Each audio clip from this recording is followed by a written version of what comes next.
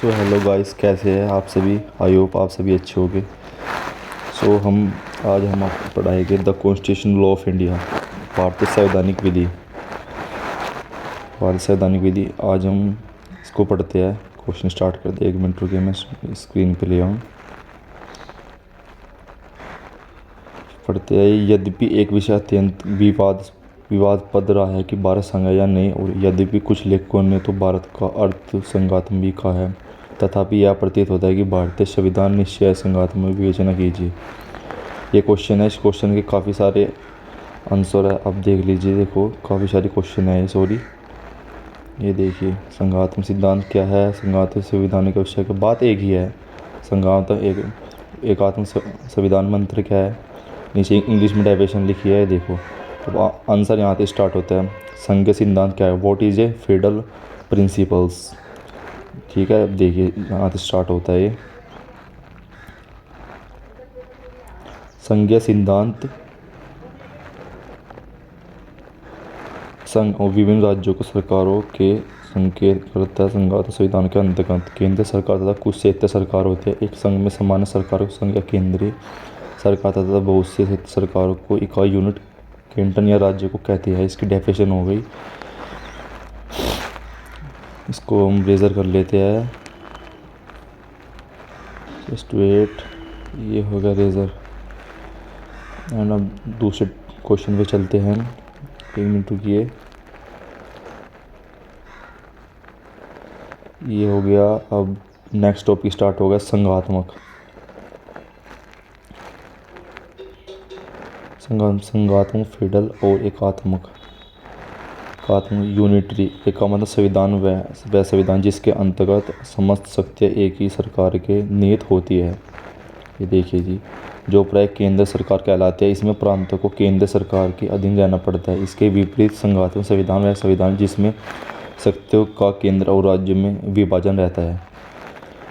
ये हो गया। अब एक हेडिंग तो ये होगी। देखो दोस्तों, फ्रेंड्स, आप स्क्रीनशॉट लेते रहिएगा। वैसे स्क्रीनशॉट कोई ज़रूरत नहीं, मैं पीडीएफ लिंक डिस्क्रिप्शन लिंक में डाल दूंगा इसको। ओके, नेक्स्ट टॉपिक पे चलते हैं। ये आप खुद पढ़ लीजिए, क्योंकि अगर मैं पढ़ाऊँगा फिर बहुत टाइम वेस्ट हो जाएगा। आप आराम से, इसलिए मैं आपके लिए क्वेश्चन तैयार करके लेकर जाऊँ। आप आराम से पढ़ना बैठ के। अब नेक्स्ट टॉपिक पढ़े, संविधान के। 1 मिनट रुकिए। संविधान की सर्वोच्चता, सुपरमेंसी ऑफ द कॉन्स्टिट्यूशन। संघीय संविधान संघ तथा राज्यों की शक्तियों के बीच संतुलन कायम रखने का राजनीतिक उपाय। यह एक विधानमंडल के द्वारा दूसरे विधानमंडल की शक्तियों को अतिक्रमण करने के खिलाफ एक गारंटी है। यही तथ्य के लिए कि संविधान का होना आवश्यक बनता है। संघ तथा राज्य दोनों ही के अधिकार को सर्वोच्च संविधान होता है। ये हो गया। एंड अब नेक्स्ट टॉपिक पे चलते हैं हम। शक्तियों का विभाजन। 1 मिनट रुकिए, हम इसको रफ कर लेते हैं। शक्तियों का विभाजन, डिवीजन ऑफ द पावर्स। ओक एवं जीक के अनुसार सरकार की संघीय योजना वहाँ लागू होती है जहाँ राजनीतिक संपर्कों के शक्ति एवं और राष्ट्रीय तथा दूसरे की और राज्यों की सरकारों के बीच विभाजन किया और उनके संविधान के उपबंधों के अनुसार किया, जिन्हें बदलने का अधिकार न तो राष्ट्रीय सरकार को है और न ही किसी अधीन सरकार का है। देखो फ्रेंड, सरकार जो भी कानून लागू कर देते है उसको सिर्फ सरकार ही चेंज कर सकते हैं, ना कि आम आदमी, आम जनता। सरकार जो लागू करती है उसको सरकार ही चेंज कर सकती है, सरकार ही लागू करती है। सब कुछ सरकार के हाथ में होते हैं। नेक्स्ट हेडिंग है, न्यायालयों की सर्वोच्चता, सुपरमेंसी ऑफ द कोर्ट्स। न्यायालयों की सर्वोच्चता संघात्मक संविधान की तीसरा आवश्यक तत्व। यदि संघ संविधान के पदों के अर्थ में कोई संघात्मक संघात्मक इंग्लिश में एबिन्यूटी उत्पन्न होती है तो वह एक निष्पक्ष एजेंसी द्वारा सुलझाई जाएगी। अधिकांश संघ संविधान यह अधिकार न्यायालयों को देता है, जिन्हें संविधान की व्याख्या के संबंध में अंतिम निर्णय देना अधिकार है। नेक्स्ट हेडिंग पे चलते हैं, अन्य शोषण प्रक्रिया। देखो फ्रेंड्स, अब ये तो यानी कि क्वेश्चन इतना बड़ा, इतनी हेडिंग है, आपको मेन हेडिंग पढ़नी है, सिर्फ ज़्यादा कुछ नहीं करना है। सिर्फ जैसे क्वेश्चन में हम बाद में बताए कितनी हेडिंग इसमें। 4th हेडिंग तो यह अन्य शोषण प्रक्रिया। रिजिड इंडिपेंडेंट प्रोड्यूसर, संविधान को संशोधित करने की शक्ति संघीय सरकारों के वापस अन्य रूप। नेक्स्ट उस पर चलते हैं हम हेडिंग पे। ये देखो है, ये हेडिंग इतनी बड़ी है, आपको मेन इससे मेन पॉइंट ले लेके, जैसे मेन पॉइंट है, 1 मिनट बाद देखते हैं। अभी कानून बना सकते हैं सब, यहाँ से पढ़े। सर्वोच्च न्यायालय ने संविधान का संरक्षण गुरुडेंस केंद्र तथा राज्य के बीच उत्पन्न होने वाले मतभेदों का अंतिम निर्णय करने का अधिकार सर्वोच्च न्यायालय को है, जो अपना कार्य पूर्ण निष्पक्ष और स्वतंत्रता के साथ करता है। भारतीय संविधान में लिखित संविधान की दोनों कर्मियों अनुप्रमता रीडिंग तथा विवादम लीगलिज्म को दूर करने का प्रयास किया गया। अनुच्छेद आर्टिकल 368 में संशोधित के 3 ढंग दिए गए हैं, जिन्हें संविधान के अधिकांश भाग, जिसमें राज्य पुनर्गठन रिक्रोजेशन के नियम भी शामिल है। हो गया। अब हम नेक्स्ट हेडिंग पे लेकर चलते हैं। Just wait. नेक्स्ट हेडिंग है हमारी भारतीय, इसको रफ कर लेते हैं, 1 मिनट रुकिए, सॉरी।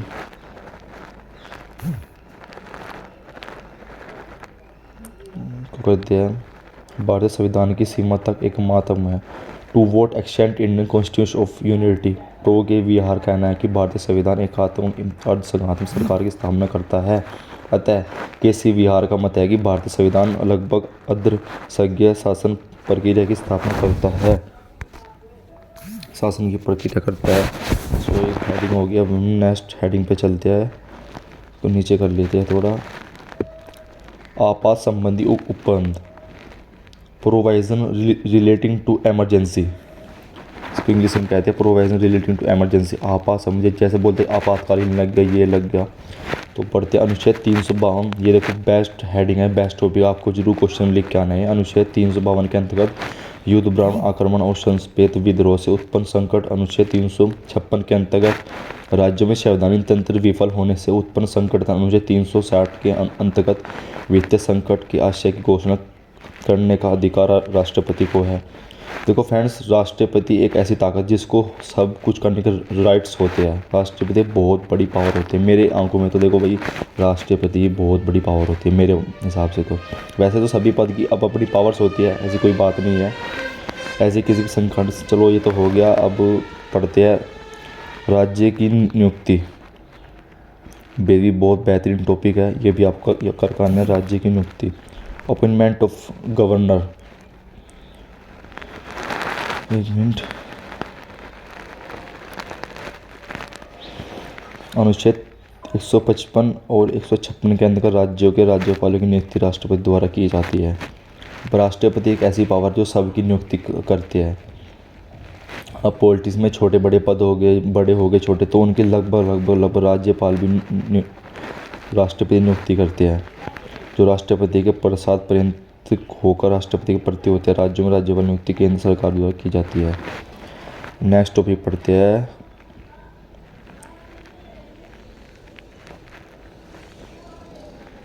राज्य हित में राज्य सूची के विषयों पर विधि बनाने की संसद शक्ति। Power of parliament to legislate on the subject of state list in the national interest. कुछ मामलों राज्य की विधि निर्माण करने के लिए केंद्र की सहमति प्राप्त करना आवश्यक है, जिसमें केंद्र राज्यों के मुकाबले अधिक शक्तिशाली होते हैं। जैसे कि केरल एजुकेशन बिल को पारित करने के लिए केंद्र ने अपनी सहमति प्रदान नहीं की थी।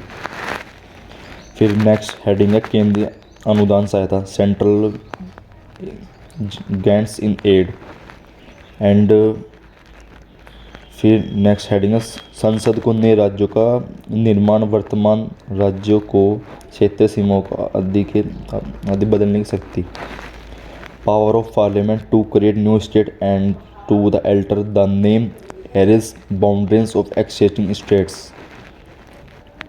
ये भी बहुत अच्छी हेडिंग है फ्रेंड्स, आप इसको आराम से PDF को पढ़ने का मेन टॉपिक्स में करने। कम से कम क्वेश्चन में आपको कम से कम 6-7 हेडिंग तो लिख के ही आनी है, कम से कम 7 नहीं 6 तो लिख के आनी है, तभी जाके आपको कि क्वेश्चन थोड़ा सा जाके दम बनेगा, थोड़ी सी पावर बने क्वेश्चन में जाके आपके।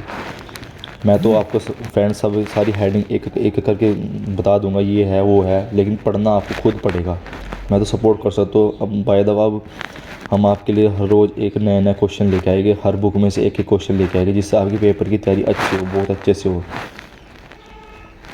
नेक्स्ट टॉपिक, अब देखो नेक्स्ट टॉपिक है भारतीय संविधान किस दिशा में संघात्मक सिद्धांत का अनुसरण नहीं कर सकता। In what respects does the Indian constitution make departure from the federal principles. वास्तव में संवैधानिक उपबंधों में दृष्टि में रखते हुए हम इस निष्कर्ष पर पहुंचते हैं कि भारतीय संविधान संघात्मक ही नहीं एकमात्र है कि प्रो के विहार से उचित ही कहा है कि भारतीय संविधान और संघात्मक का और एकात्म अधिकार। उनके अनुसार भारतीय संविधान में कुछ ऐसे विशिष्ट गुण हैं जो कि अन्य संघात्मक संविधानों में नहीं, विशेषता निम्नलिखित है। नेक्स्ट टॉपिक पे चलते हैं। ये है निगारती का अभाव, एब्सेंस ऑफ ड्यूल सिटीजनशिप। भारतीय संविधान में अमेरिका की तरह नागरिकता, संयुक्त अमेरिकी नागरिकता और राज्य की नागरिकता के प्रावधान नहीं है। हमारे यहाँ दोहरी नागरिकता प्रदान न करे, केवल एक ही नागरिकता प्रदान की गई है। सो ये हो गया। अब नेक्स्ट चैप्टर पे चलते हैं हम। ये आ गए हम गाइस।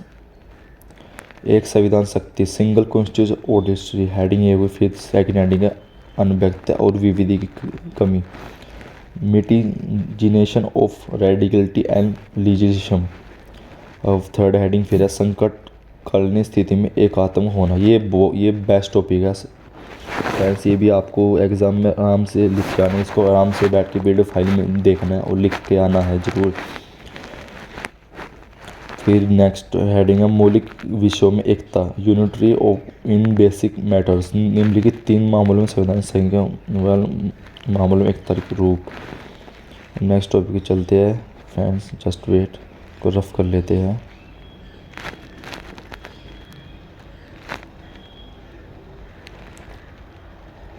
एक मिनट, ये आपको हो गया। अब नेक्स्ट टॉपिक है ये एकात्म संविधान, संघात्म संविधान।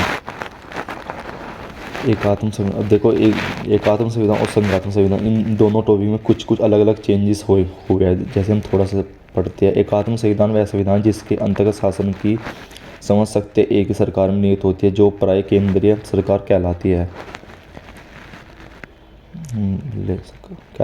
एक नेक्स्ट संघात्मक संविधान पढ़ते हैं। संघीय संविधान वह संविधान जिसमें शासन की शक्तियों का केंद्र राज्य में विभाजन रहता है और दोनों सरकारें अपने अपने क्षेत्र में स्वतंत्र रूप से कार्य करती है। देखो फ्रेंड्स, थोड़ा चेंजेस है लेकिन बात एक ही है, ठीक है ना। बस बोलने का तरीका अलग है और लिखने का तरीका अलग है, लेकिन बात टॉपिक एक ही है, बस थोड़ा चेंजेस है इन दोनों में। सो आपको दोनों ही लिखने हैं। बेस्ट टॉपिक है, जैसे देखना ये इतना बड़ा टॉपिक है और बेस्ट टॉपिक है। सो फ्रेंड्स, अब हम वीडियो को ज़्यादा लॉन्ग नहीं करते, शॉर्ट वीडियो ठीक है, क्योंकि इससे आपका टाइम वेस्ट होगा। सो मैं नहीं चाहता आपका टाइम वेस्ट हो, इसलिए मैं PDF फाइल को